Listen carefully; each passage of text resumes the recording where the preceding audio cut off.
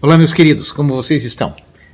Eu tenho um tema hoje que acredito que possa interessar a todos os estudantes da vida, porque nós estamos falando, na verdade, da maneira pela qual nós enxergamos a realidade e o mundo. O mundo, a realidade, ela é, no fundo, a leitura que nós fazemos dela. E dependendo de cada pessoa, nós fazemos uma leitura completamente distinta da mesma coisa. Por exemplo, tem até uma imagem na internet que circula bastante de duas pessoas, uma de cada lado, ambas olhando para um mesmo algarismo. Uma diz que é o algarismo 6, outra que está vendo de ponta cabeça diz que é o algarismo 9. Qual das duas tem razão? Depende do ponto de vista. Okay? Então, nós precisamos analisar a realidade de diversos pontos de vista e é sobre isso que nós vamos falar aqui. Nós observamos a realidade da vida através de furos de realidade, não é? Estes furos, eles são as janelas através das quais nós enxergamos o mundo externo a nós, não é?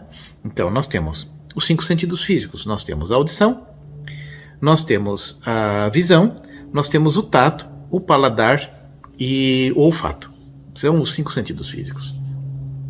Tanto o olfato quanto o paladar, eles são sensores químicos. Nós temos transdutores químicos no nosso nariz e na nossa boca que transformam informações químicas dos alimentos e dos odores para o nosso cérebro para serem avaliadas. Okay? Então, existem transdutores químicos. Nós temos transdutores mecânicos nas nossas mãos, através do qual nós temos o tato. Então, o tato, ele se vale da impressão mecânica que nós tocamos os objetos, e a partir disso nós temos formas de decisão. Na verdade, os nossos 5 sentidos físicos servem primitivamente para nós tomarmos decisões com relação a que vamos fazer, ok? A partir dessa percepção. Mas os nossos sentidos, que são os mais limitados, por incrível que pareça, é a nossa visão e a nossa audição, porque ambos, tanto a audição quanto a visão, são sensores, são transdutores do espectro eletromagnético, ok? Então nós temos o espectro eletromagnético muito amplo, o espectro magnético é gigantesco, mas a visão, ela só vai captar uma porção muito pequena do espectro eletromagnético, de 490 a 800 terahertz. É pequeno. E a audição vai captar de 20 kHz, de 20 Hz a 20 kHz. Ou seja, nós temos furinhos pequenos no nosso véu, a partir do qual nós contactamos com a realidade.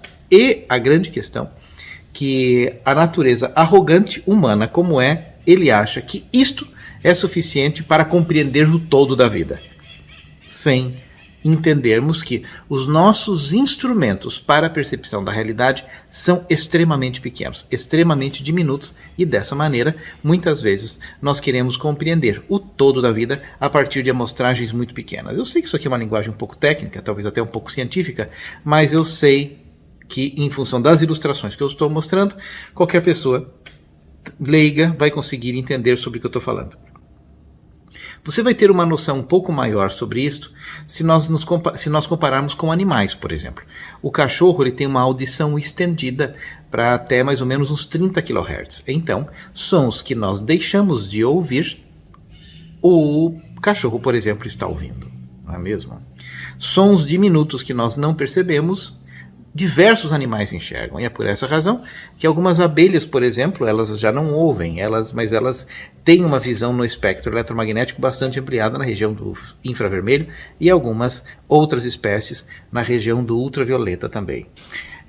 Mas a coisa mais curiosa que nós vamos ver nisso tudo é, por exemplo, o sistema de percepção de orientação geomagnética de um pombo-correio, por exemplo. O pombo-correio, ele consegue voltar para o lugar onde ele nasceu, sem para que isso exista nenhuma orientação especial, a não ser um pequeno GPS que, existindo em seu cérebro, permite o sentido da geolocalização. E isso o ser humano também não tem.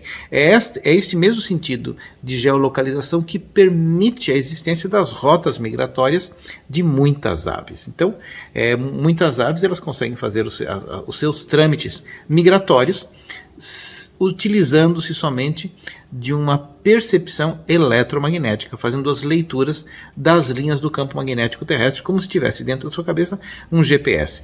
Os animais também eles possuem um senso de percepção de onde vai acontecer um terremoto, e é por essa razão que os animais evadem o lugar onde vai acontecer nas próximas horas um terremoto. O ser humano também não faz nada disso.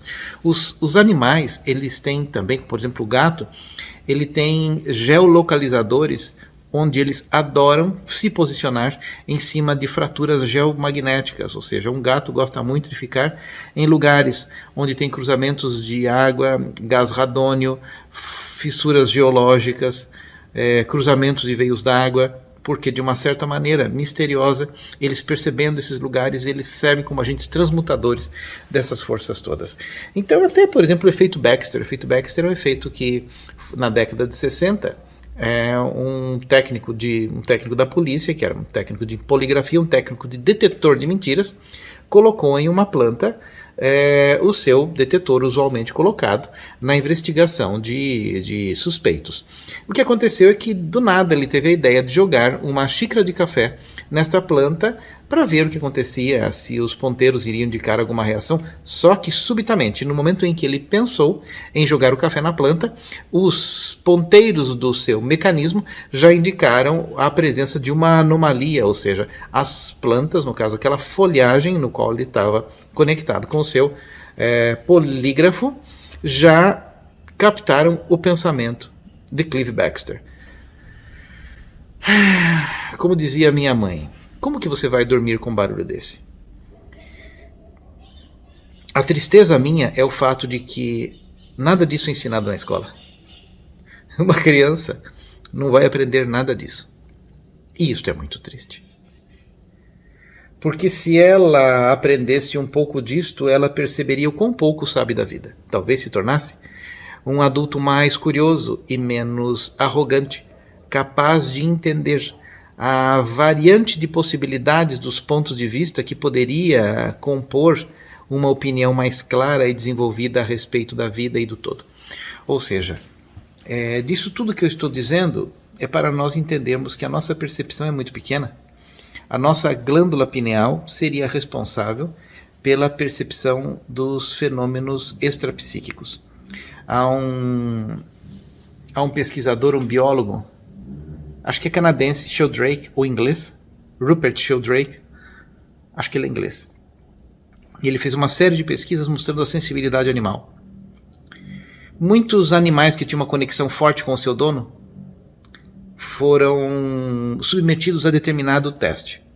Havia uma câmera filmando-os em sua casa e uma câmera filmando o seu dono em seu ambiente de trabalho. Tiveram cuidado de escolher donos daqueles animais que necessariamente não chegavam no mesmo horário todos os dias, para que esse experimento pudesse ter uma assertividade científica. Curioso é que quando os donos daqueles animais, ambos filmados por câmeras, um na casa onde tinha o animal e o outro no escritório de seu dono, no momento em que o dono levantava de sua cadeira, determinado a voltar para casa, o cachorro também levantava. Quando o dono estava nas cercanias de sua residência, mais ou menos a 1 quilômetro, o cachorro já esperava na porta. Não se sabe qual é dentro da ciência ortodoxa, não se sabe qual é o sentido e o sensor do animal que tem esta percepção da reação do dono. Porém, isto já está mais do que demonstrado e existem inúmeras evidências de que esta correlação existe.